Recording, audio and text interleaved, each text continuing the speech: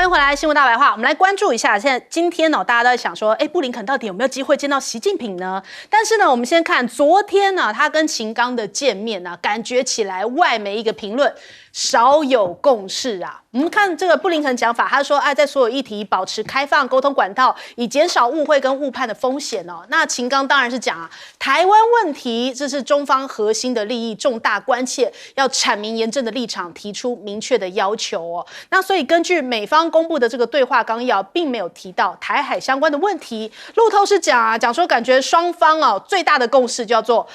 愿意继续对话，最大的共识就这样子了，其他就少有共识哦。所以看起来感觉上面不太有具体的成果，因为本来都在讲说要有具体的成果才能到下一关嘛，下一关才有机会，是不是？习近平愿意跟这个布林肯见上一面哦。那我们看到今天这个有一些这个大陆的媒体的分析啊，讲说有哪些细节不寻常？这个布秦会或者是秦布会就双方解读不同，历时了7个半小时，结束之后双方共进工作晚餐，这个会谈时间也是非常的长，而且呢，这个美国的国务卿布林肯也是第一次访华，他上任那么久第一次访华哦。这拜登上台之后，美国的内阁官员也算是这个借由他也算是第一次的访华。2018年以来美国的国务卿就再次的访华，所以会隔这么久，布林肯其实为什么会这么久才来？这是不是当中有什么样的波折？大陆媒体有讲说，你布林肯应该要自己反省反省啊。那秦刚一上来就讲说，这是中美关系建交以来最低谷，直接就定调了。我跟你的见面是因为我们现在的关系真的很糟糕哦。他说他不符合两国人民的根本利益，也不符合国际社会的共同期待。那看看现在目前呢，在两方会后之后呢，现在看起来秦刚是受到了布林肯的邀请，说要来访美哦。那你提到了愿在双方方便的时候来访美哦。那双方应该不折不扣落实中美元首在巴厘岛会晤的共识，来推动两国的关系止跌企稳，重回正轨哦。所以他们当然这个中方的态度还是就是摆在那边，如果你一直在那边反反复复的话，中方没有要陪你玩的意思。那看起来这样算是缓和的关系吗？还是有人讲说恐怕是暴风雨会来得更猛烈一些哦。根据美国的媒体转述美方官员透露的意思美方对于此次的访问其实也不抱太大的希望，目标就是希望能够至少恢复正常接触的状态。那现在目前看起来有啦共识，就是这个最基本款就是继续对话，有达到这样的一个共识，但是更多就恐怕没有了。那美国的媒体还借由这样子布林肯访华讲说要胁迫中国，这华春莹马上就给予驳斥这是彭博社的讲法，他说中国最好听听布林肯必须说的话。这样的评论是讲说中国正在犯错又说中国面对到美国的军事实力上并没有所谓的升级优势那华春莹立刻回击他说此文对于中国读者来说是胁迫警告，如果任何人想伤害中国而自己毫发无损的话，那是幻想。所以现在中国的强硬姿态就是有来有往，你如果出拳，我也一定会还击那再来我们看一下现在见习到底有没有机会呢？今天布林肯的行程上午是可以在这个北京见到王毅，但是究竟习近平这一个能不能见面成为一大关键现在外媒也都在关注当中，究竟有没有机会，恐怕就要看等一下这个布林肯跟王毅见面之后释放出来的消息有没有更进一步，有没有比昨天跟秦刚的会面再多一些共识那另外我们看看，如果习近平不见布林肯的话，形同外交上打脸了拜登。这是德国的媒体驻北京的记者，他们讲说，如果习近平跟布林肯见面那至今消息仍然非常非常的不透明。如果习近平真的没有安排的话，那等于就是打脸了拜登，也对于这个中美双边关系明显不是一个好的讯号那为什么见面这么的难呢？其实我们来看看，现在连拜登都很想要透过这次布林肯访华之后呢，希望能够在未来几个月能够跟习近平见面，这是他最新讲出来的消息可是呢，你看 NBC 又放了一个消息，他说北京愿意改采这个开放的态度是为什么？是因为这个中国大陆现在为了要拯救经济，现在经济状况不太好，让中国大陆觉得说莫名其妙这明明不好的是你美国吧？现在中国大陆的 GDP 大家都看好还有5.6%，你美国不好，你还要说北京愿意跟你见面是因为这个中国大陆的经济不好，所以呢，当然北京又会觉得很不开心嘛。你为什么一直要搞两面手法？甚至呢，还被人家看到了这样的画面，明明布林肯下飞机啊，晴空万里，但是不是美国的媒体都戴着有色眼镜？我们直接来看看画面。左边画面我们看到这下飞机的布林肯啊，看起来北京天空晴空万里啊，而且我们也去找相关的这个北京的最近的画面啊，这个晴空万里，然后这个就感觉上面天气好得很。可是你看看右边的画面，这个是 BBC 哦，跟华邮都是类似的画面，怎么好像有雾霾啊？怎么好像这个灰天黑地的啊？这怎么回事呢？就是在你们这个欧美媒体的眼中，就是北京就是这样子。人家这个中国大陆的网友还讲说，这叫做阴间滤镜哦。你为什么要把中国大陆弄成这个样子哦？所以也引发了中国大陆的网友非常的不开心哦。那所以他们还讲说，你看看这样的接机也没有红台准备啊，而且啊去接机的就是一个外交部这个北美大洋洲司的司长去接你哦。然后再来呢，就是布林肯来接你，就是你自己欢迎你自己啊！所以中国大陆都看到这件事情，都是不满的这个情绪正在堆叠。央视甚至连新闻联播都没有相关的报道，那足以见得现在中国大陆态度摆出来，见习近平是不是更难了呢？我们来问一下两个。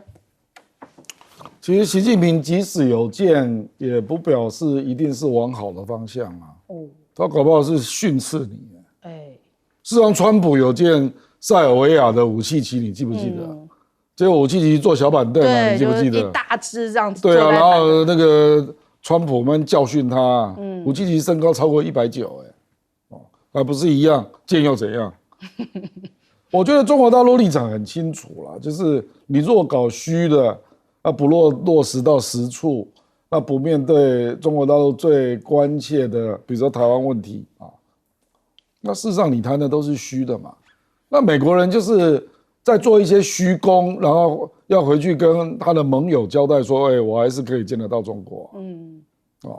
中国大陆也见多了啦，就是因为布林肯最大的专业就是开会嘛。事实上，你如果纯粹从外交的实质来看，布林肯这种人早就该下台了啦。中东搞成这样，你去想一想。沙地阿拉伯现在跟你是什么关系啊？就直接让你吃排头啊。巴西鲁拉现在跟你是什么关系啊？你跟东南亚搞那个 IPEF 有任何结果吗？没有啊。你布林肯等于是全世界你都搞成这个样子啊，你这国务卿还不该下台吗？成绩单很差。你的成绩单跟胡昭燮差不多对不对？到最后都只能够去找什么？这个巴布亚新几内亚，你让我搞个基地吧；所罗门，你让我搞个基地吧。这种成果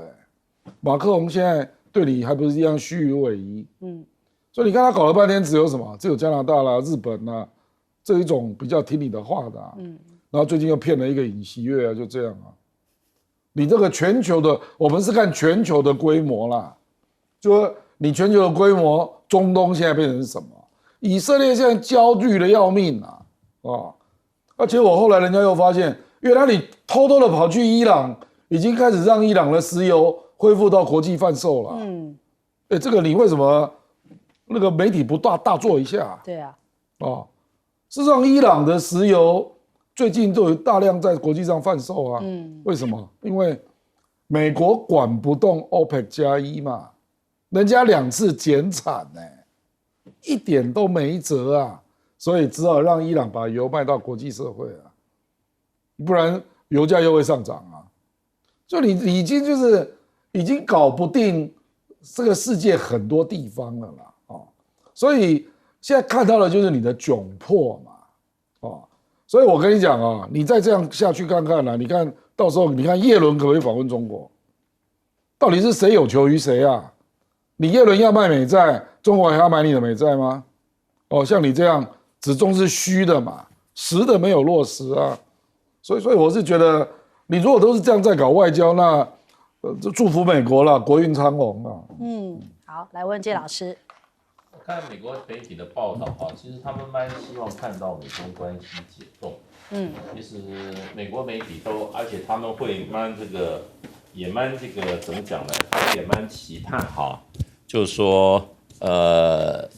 这次的会面有一些好的消息。那不过从中国大陆这个事实上接待这个布林肯的这个方式看起来啊，中国大陆事实上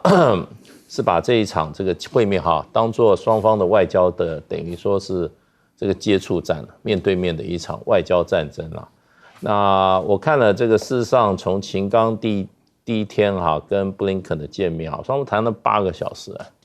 然后呢比原来预期还长，然后又工作会餐，可是呢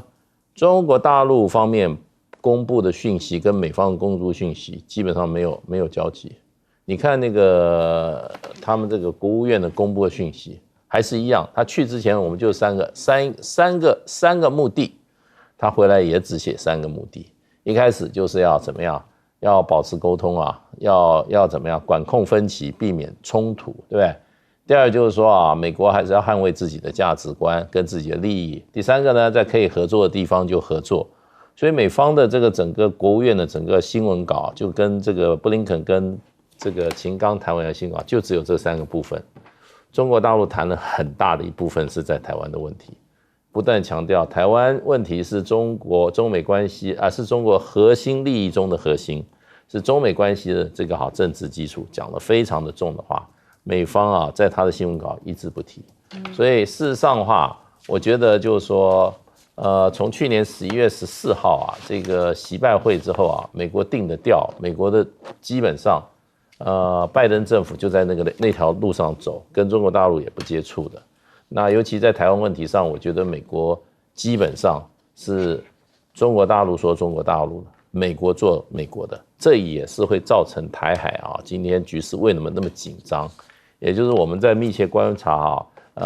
大陆跟美国关系的时候，我们对台湾的目前的处境跟未来可见的未来的处境，我们如此忧心的情况。所以呢，还是回复一下刚刚提到，现在真的台独就是战争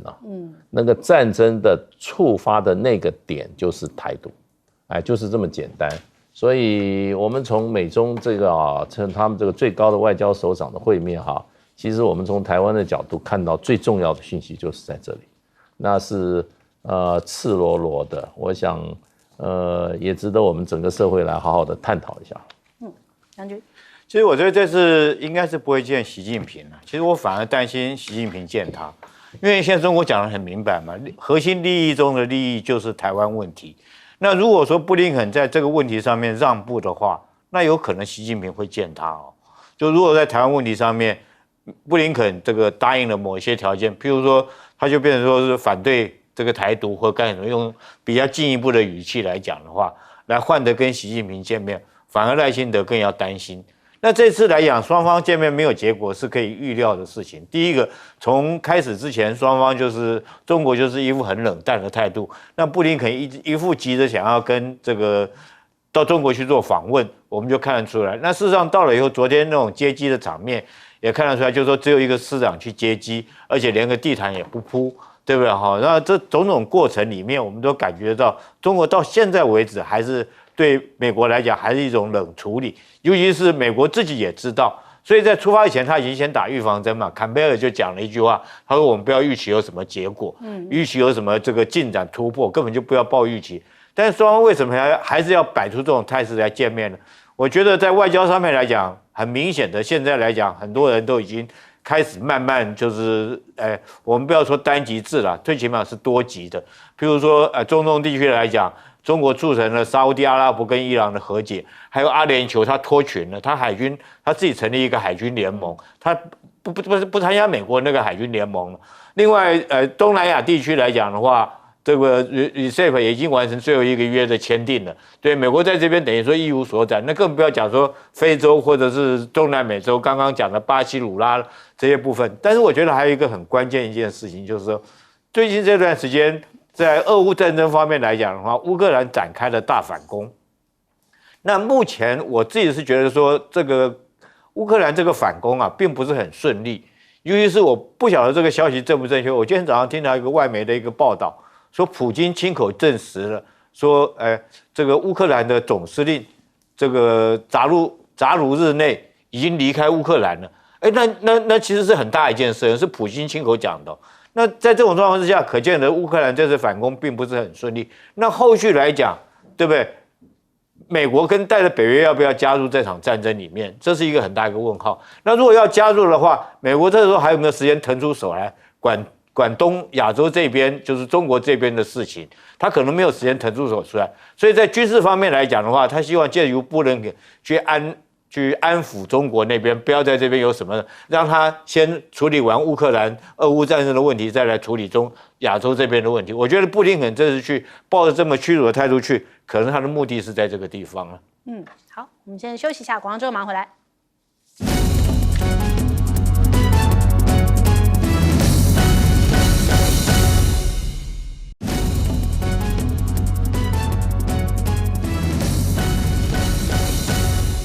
欢迎回来，新闻大白话。我们来看看现在这个中欧的关系持续在加深当中哦。李强抵达了柏林，对德国进行正式的访问哦。那应肖兹跟法国政府的邀请，所以他先去德国举行了第7轮中德政府的磋商，然后进行这个正式的访问啊。随后再转往法国这边来出席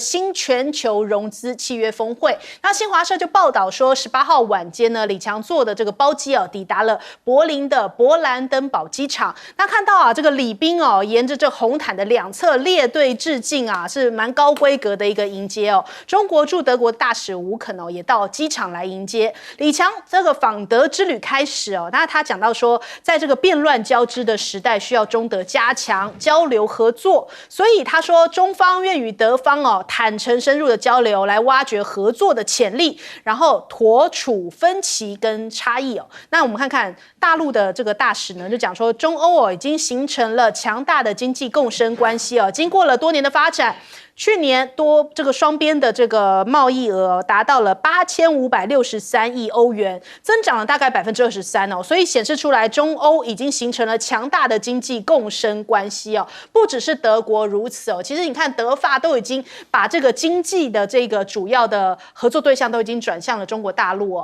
你看看这个比亚迪现在正在加速反攻德国市场因为旗下的大众汽车在大陆的这个销售保州冠军之后，它又反攻回去了。德国之声就报道说，中国的汽车市场比亚迪已经取代连续15年的这个福斯居冠销量的这个位置除了一般消费者之外，德国最大的租车业者也同样宣布说今后6年都将采购这个比亚迪的电动汽车，预估要采购10万辆，而且他还在今年底之前呢，要在欧洲新建一个工厂，而且要收购现有的生产线包含了德国、法国、西班牙、波兰这些国家要实现2025年就要开始在欧洲进行量产所以大陆的这个品牌比亚迪反攻欧洲，业界人士就讲说，哇，恐怕这是这个第一炮而已接下来还会有20多个中国的汽车品牌可能也会跟着比亚迪的脚步一起进入到欧洲的市场。所以除了电动车厂商，那当然还有电池业者也要接着也要去到这个欧洲积极布局宁德时代现在已经在德国的工厂建成投产，匈牙利的工厂也正在建设当中，这本来就是相互相依的嘛。所以我们看到福特的董事长讲说美国暂时无法与中国竞争电动车他们自己看起来都觉得说现在没有具备好这样的一个竞争实力所以现在福特必须要做好准备，中国的电动车市场的版图很快就要延伸到美国这边来了。那我们来看看这个欧洲内部现在目前焦头烂额，连这个马克宏都要阻止英国的国防大臣担任北约的秘书长他讲说，现在英国你也不是欧盟的成员国所以我们希望是欧盟的人士来担任这个北约的秘书长所以他就反对了这个华勒斯这样子来担任的一个提案。那英国的卫报就讲说，因为这是苏纳克在这个月7号、8号去美国访问的时候，跟拜登来推荐说，这个华勒斯可以来担任北约秘书长。可是当时拜登也是讲说还有待观察，必须在北约内部达成共识可是你看马克宏直接跳出来就是唱反调，也让这个法英关系变得更加的紧张英国的媒体《每日电讯报》就讲说，英国政客和媒体引发愤怒这种做法看起来像是对英国脱欧的报复，缺乏判断力那他们连这个保守党的议员都在讲说，在国防问题上面最不该对我们指手画脚的就是你法国人，感觉好像2战时候的情仇又再度浮上了台面那我们另外看看这现在目前乌克兰加入北约这件事情拜登是怎么讲的呢？我们来听一下。 Are you going to make it easier for Ukraine to join NATO? No. How often will you keep because they got to meet the same standards. So I'm not going to make it easy. 所以他意思就是说，我们不会允许这样子的流程缩短哦，该有的流程、该有的这些计划都要照走。那另外呢，欧洲议会我们常常会放这个华莱士的讲法，人间清醒歌哈。那他是怎么讲呢？讲说，奇怪，我们欧洲到底有什么资格去教训中国呀？我们来听一下。The idea that we have the right to lecture China about what's going on in Hong Kong. Who in God's name are we to be lecturing anybody? Why don't we actually sort out things in our own place? We're so fond of interfering in other people's business. Learn to be a bit more tolerant of other cultures and other nations and stop being judgmental and thinking that we're the only ones with values. 好，亮哥怎么看？这个前天《金融时报》刚登了一篇文章，统计德国累计对中国的投资到去年年底是1100亿欧元，这相当大，相当大。那我觉得德国刚公布了他的这个国家安全战略的白皮书啊，那提到3个原则啊，大概都注定中德会走在一起了。第一个叫做互补性，那互补性你就可以看到中国大陆跟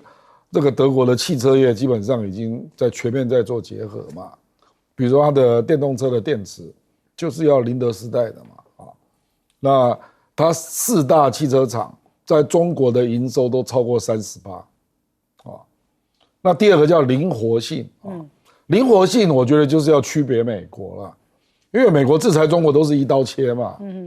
那欧洲很可能会采取个案处理，就是说比如说华为，那到底华为欧洲该不该用，那就实际做审查嘛。做安全规范的审查，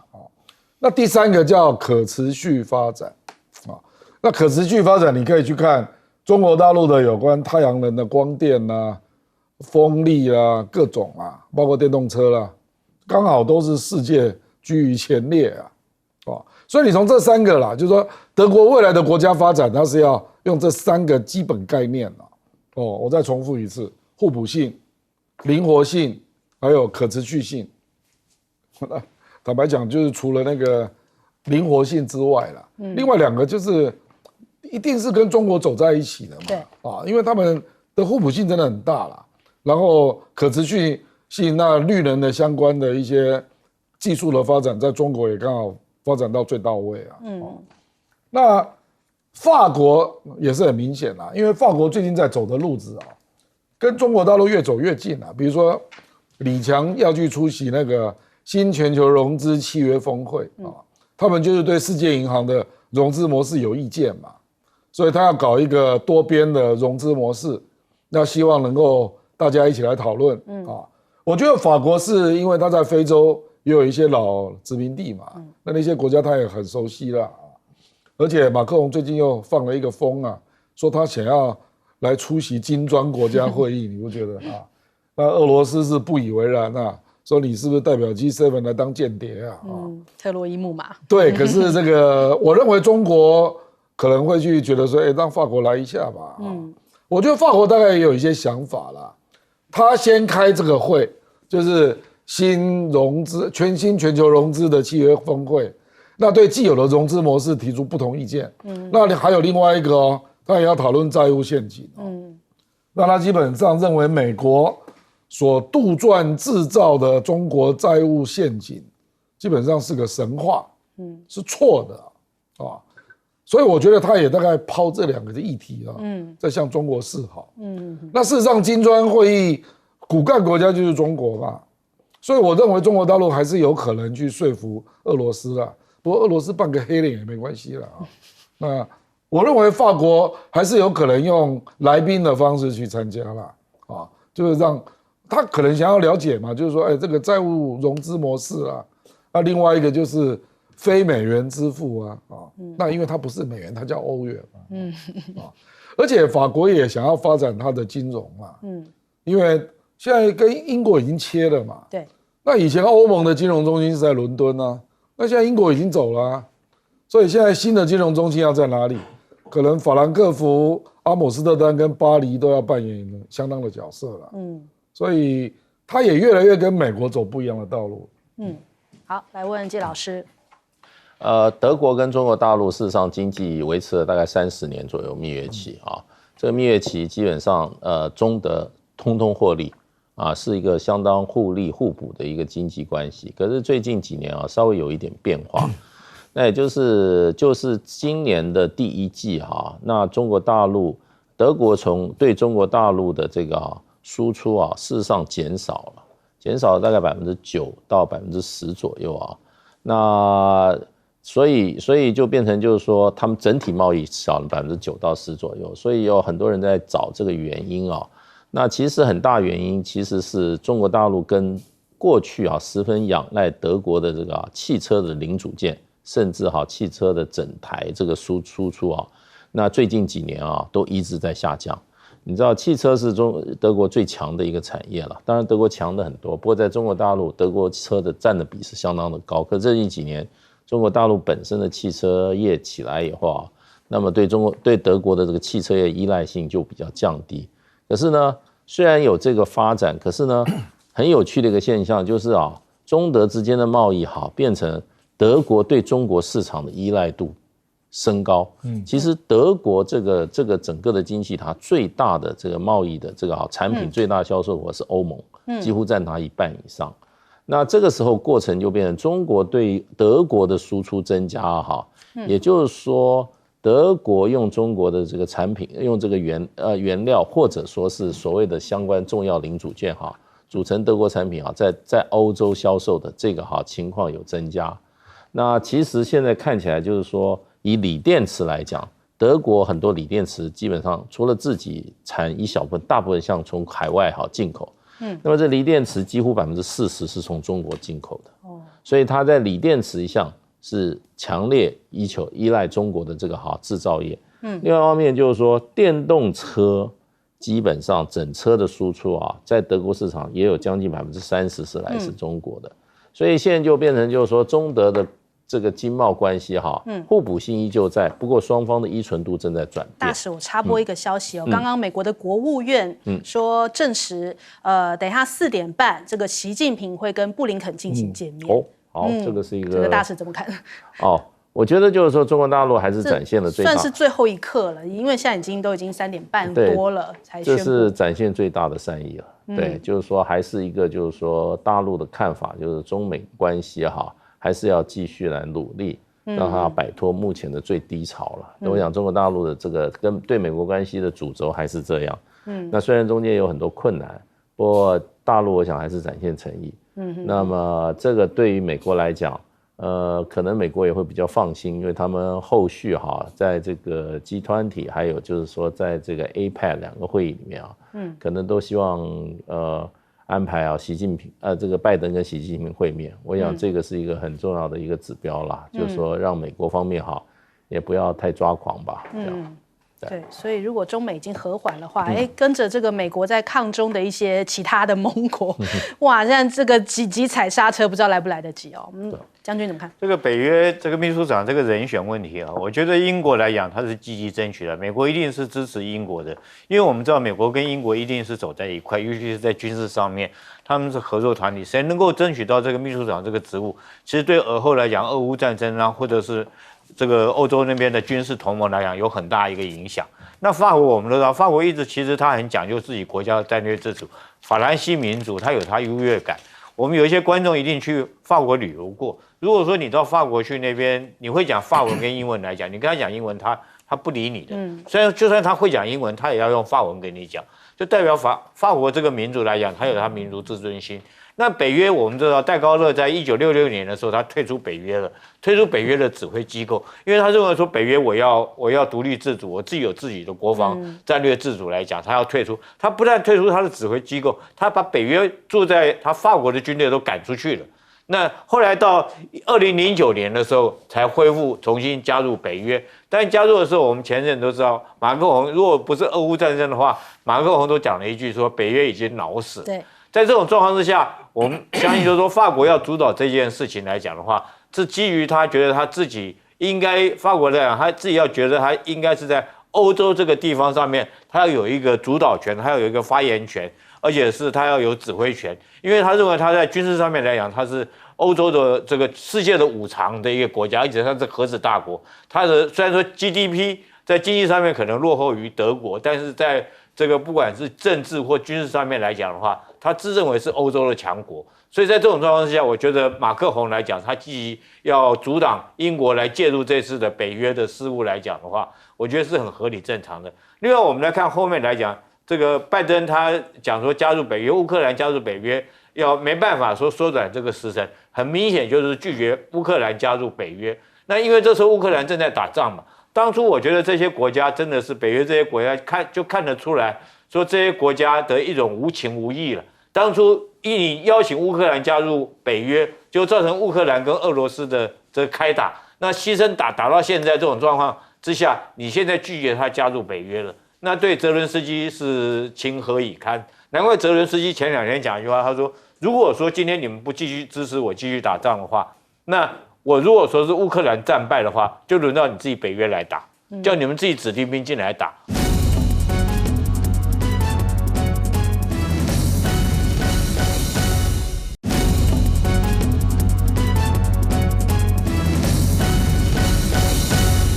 欢迎收看《新闻大白话》，我是主持人翟轩，马上来欢迎一下这个阶段加入我们讨论来宾，耶鲁政治学博士、文化大学副教授郭正亮，大家平安。前大使谢文吉，翟轩好，各位朋友大家好。退役少将厉正杰。各位观众大家好。好，来看看现在这个3组这个总统的参选人呐、那对于两岸的立场呢，这个柯文哲是喊出两岸一家亲嘛，侯友宜也在前几天讲说两岸共好。那赖清德当然现在是一个抗中，这个他当然虽然说是要这个保台亲中哦，但是其实行为上面还是比较偏抗中一点哦。那我们看 TVBS 的民调，现在柯文哲已经到了33%，然后赖清德是30%的支持度，但是侯友宜是位居第3，23%，下滑了7个百分点哦。那特别是在桃竹苗这个高屏澎呢，这其实原本哦都算是蓝营或是绿营的优势选区，这一回通通都被柯文哲给超车了。那桃竹苗的话，应该算是蓝营的优势选区吧？可是现在看起来，柯文哲现在这个支持度到了40%，那高屏澎的话，应该过去是绿营的优势选区哦，也被柯文哲给拿下来了，所以这超车都是累积起来的，是不是？他在这个整体的这一次的选战的策略上面，也有他这个厉害之处哦。空战的话，可能是吸引到大多数这个年轻人，或者是他的扩散效应更快的原因。那我们来看看这个赖清德也认了，他说的确，现在民进党正在逆风，那他说会严肃面对，采取高标准来处理每个事件哦，也希望能够重新得到社会的谅解以及社会的支持。那但是呢，反过来他要怎么样寻求大家的支持呢？又是抗中牌啊！现在是要巩固这个抗中的40%的基本盘吗？只要不支持他的人，全部都是共产党吗？他是怎么样贴这个标签的？我们来听听。海峡论坛伊的宗旨开宗明义，都是要统一台湾啦，都是要并吞台湾。在野党去到中国。对人你反台独，坦白讲啦，红买去，还你替人你算银票，来讲是不是？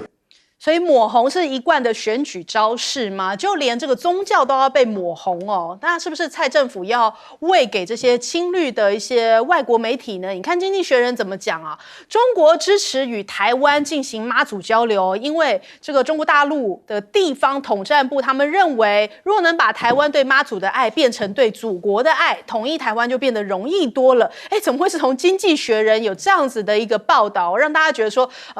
越来越像《自由时报》了？所以的确，后来《自由时报》也转发了这个消息啊。那再来，我们看看这个提款反送中，那是他的政治红利吗？现在国防部有修法，什么法呢？让大家看了傻眼哦。他讲说这港澳的居民涉及满10年可以当志愿役的士兵啊。现在连港澳的人都要一起来做兵了吗？这在几年前、2年前3年前啦。3年前这个陈柏惟提到的时候，还被当成一个笑话哦，因为陈柏惟那时候讲说，因应该要邀港人当兵哦。苏贞昌那时候还讲说要慎重哦，因为香港是争取自由民主，我们非常关心哦，来当兵这个事情要很慎重。他当时这样的一个主张还被大家就是网络上面笑了一番。现在国防部认真了，当真了，真的要这港澳的人一起原来称香港是这样称的，我称你称半天来这边一起来当兵，一起来作战嘛，这恐怕现在这个港澳的人听到也是挺傻眼的。那再来，我们来关注这2天的海峡论坛哦。这个夏立言跟宋涛的见面，他们就说，要在9·2共识的基础上面加强交往，而且大陆还提了一个非常关键的这个新的这个主张哦，两岸融合发展的示范区要在福建这一边来设立哦。那这个夏金融合，金门这边也讲说合作双赢啊。我们看看这个国台办的经贸局长，他讲说，金夏融合发展哦是上述文件的一个重要内容。那金门这边的副县长也讲说，只有推动各项民间交流，才能够增进两岸的互信基础哦。这样的一个融合发展示范区哦，其实以前韩国瑜有提过类似的一个概念啊，就是说，经贸怎么样的融合啊，自贸区啊，这样一个特别的规划，让两岸的这个经贸交流可以更没有这种隔阂嘛。那现在看起来，陆委会好像是觉得说，这个又是个统战吗？他们讲说这毫无意义，徒劳无功。但是这个是真的人民的心声，还是你陆委会要配合这个赖清德抗中的一个操作方式呢？我们看看赵春山大佬赵教授他讲到海峡论坛的讯息其实提供出来是寄希望于这个台湾人民身上因为如果是政府或者是这个官方或者是蔡英文、民进党，这些都是要走一个抗中牌，但是民间的声音他们是更想要听见的。那对岸高层在两岸关系紧张的时刻，对于台湾人民进行温情喊话，台湾应该如何接招呢？是要视为备战诱因，或是提供避战选择？答案取决于人民手中的那一张选票。那首先我们来问一下亮哥怎么看？这个赖清德的一些讲法事实上很明显是巩固基本盘的做法事实上他讲有关两岸的主张都没有用因为没有人相信他能够让两岸恢复对话交流嘛，因为现在就执政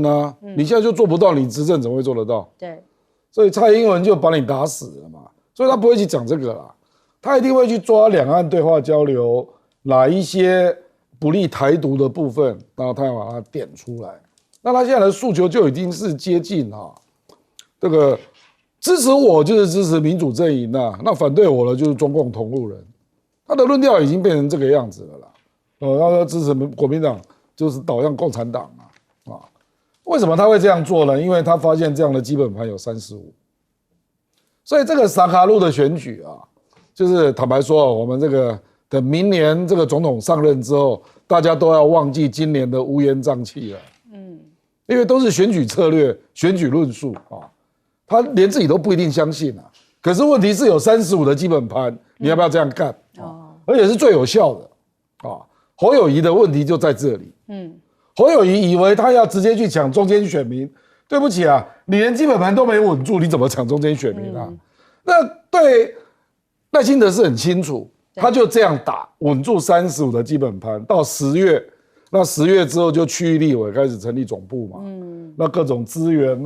组织战就开始进来，那他再增加个5到6%，他就当选了。所以拿基本分先拿到，再来找加分，而不是像侯友宜先去找加分，然后基本分没拿。他加分也没去找韩国瑜的李加分也没去找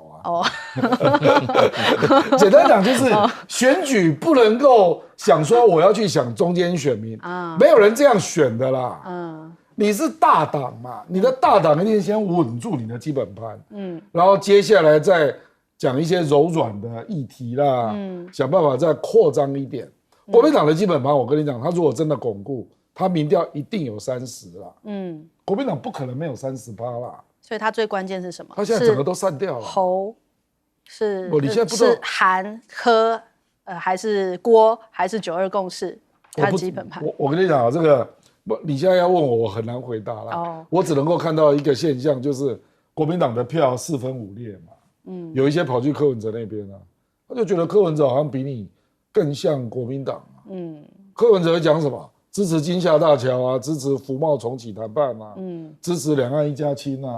这种语言你有吗？那柯文哲没有支持96共识，没有错。当然讲96共识，那个大陆也不会接受啊。你侯友宜有讲96共识吗？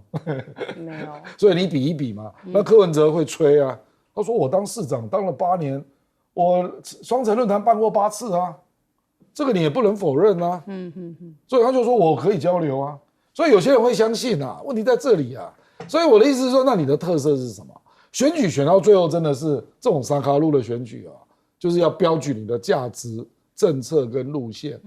让人家先看到你说选你就是选什么方向嘛。那赖清德方向是非常清楚了，我就是台独嘛，所以你支持我，保证不会被大陆骗嘛，就是这样啊。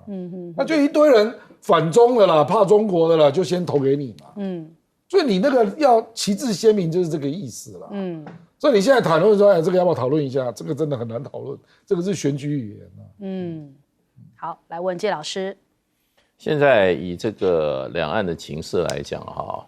已经发展到台独就等于战争了。所以我是觉得台湾有一些主张支持台独，他不晓得过去台独啊，还有一个生存的空间啊，不会立刻造起啊。两岸的兵戎相见，所以以现在的这个两岸的情势来看的话，未来几个月选情在这个加温发烧下去的话，然后美中的关系再继续紧张下去的话，台独就是战争，台独就是战争，而且呢，主张台独的候选人当选了，也就等于战争了，这个几乎是我觉得这个是无法避免的，所以这次的选举就是一个你支持台独就是支持战争。你要反对台独你就是支持和平，就这么简单。所以我觉得赖清德，因为他这个民调不利他这个把他的真的这个政治主张他又拿出来了。对，他前面都是演的。那他今天讲人家跑到大陆去，对不对？去参加这个这个叫海峡论坛，那他自己还公然主张他要跟习近平吃饭呢。干嘛？他可以跟习近平吃饭，别人不能跟大陆去参加，还有两岸妈祖这些这是宗教信仰。台湾所有的妈祖的祖庙都在福建湄洲妈祖庙这是多少年台湾最重要的一个宗教信仰之一对不对？这些都可以抹红，对，这些都可以乱抹。然后呢，只有他跟柯文哲吃饭是干嘛？为搞台独吗？你相信吗？所以就是一切就是跟这个郭委员讲，就是选举语言。可是问题就是说，你30年前主张台独，或者20年前主张台独跟今天在主张台独那完全不一样的效果。现在主张台独就是立即的战争。这个我是其实有一些对台独真的是他可能觉得我就是想台独的。你要考虑到后果，所以今天这场选举我们一开始就是战争与和平的这个选举，随着你就看这个赖清德他就是说他演戏都演不了3天的啦，他演戏都演不了3天，稍微一刺激他的本性他的本色全部露出来，他就是这样子的一个，所以美国人不信任他就是这个原因，给他排第2名，留校察看，因为他是不可测的，然后他的台独主张是无法动摇的，所以你今天还没有拿到权力，拿到权力以后他是准备，他怎么不晓得会战争？他是不怕战争可是我们其他人要被他绑架，一起跟他去实践他的主张吗？他的台独主张吗？这是所有台湾人我们今天要好好思考的，为一个政治候选人的他自己个人的政治理念，把大家拖到战争里。我们要做那种笨人吗？对，所以今天这个就很清楚嘛。今天赖清德，他真的演戏，真是演不了三天的，马上就露出颜色了。对，然后把其他人怎么样，都推到去什么，都戴上红帽子。他还没有去跟大陆去为了台独去跟他就已经把台湾社会就分化了。他们就一直在做台湾分化的事情。好，你讲。这个什么就是说大陆就是主张大陆并吞台。我跟你讲，从今天到今天，我们中华民国宪法还存在的一天，两岸一直是同属一中的。两岸从法理上来，从来都是同属一中的。他今天这个讲法，台独这个讲法，什么并吞什么，全部在法理上不成立的。所以这个为了台独颠倒是非，现在过去就过去了，现在他是要把我们带向战争，我们自己要深思啊。好，将军。国防部去找港澳的人来当兵只有一句话叫做病急乱投医，而且不但病急乱投医，还饮鸩止渴。这个我第一个讲就是赖清德跟蔡英文，赖清德他的孙子是在美国对不对？你为什么不叫赖清德把孙子叫回来当兵呢？对不对？你要叫港澳青年来当兵，那蔡英文全家人都在美国，那你们这些政治人物，你们自己当头的总统、副总统的小孩都在美国那边，就你叫港澳年轻人来当兵。另外第二个我要讲国防部这真的是这个可能他为什么讲他病急乱投医？因为真的是没有人在当兵了。各位要知道，去年志愿役光退伍的就4000多人，就大家都不愿意当志愿役，这个数据公布在那边嘛。其实后面还有更可怕的去年我们出生率是多少人？知道？13点多万人，13点多万人里面一半是男生，一半是女生。我们男生算7万人好了，对不对？男孩算7万人，7万人里面20年之后，这些男孩当兵的时候，他大概我们算过大概有80%，因为我以前算过这个数据，统计的数据有80%的行政损失，也就是说大概有2成的可能会是因病体检没过或者是他已经当警察当什么职务不需要当兵了，或者是你出国移民的，可能最后只剩下能够当兵的只剩下5万人，也就是你一年来讲的话，你台湾真的能够当兵的只剩下5万人。20年之后，其实我们现在看很多大学都已经关门了，大学关门代表什么？代表我们役男慢慢的在减少。包括我们义务役都慢慢在减少，一年比一年少。在这种状况下，国防部知不知道？知道，因为我以前就是算这个，明年有多少役男可以进来，要分配哪几个梯次新训入营或干什么，就在安排这个。所以国防部很清楚，他现在病急乱投医，就是他居然动到港澳年轻人的头上。我老天爷，你这些人事次长，你们自己去先把法定规章翻一翻好了。香港、港澳地区现在算是平常讲它是特别行政区，但是它已经属于中国的领土。那它到台湾来，其实移民署有很严格的规定。你移民过来，第一个是依亲嘛，比如说你娶台湾的姑娘，或者是说你女儿嫁给台湾，我是岳父岳母，这种人怎么可能来当兵呢？他本来就已经岳父岳母了。第二个是来投资的，他有钱的，他干嘛去当你义务役？第三个是什么？来创业的，他本来就是来创业的，他怎么会去当兵呢？第四个就是来就学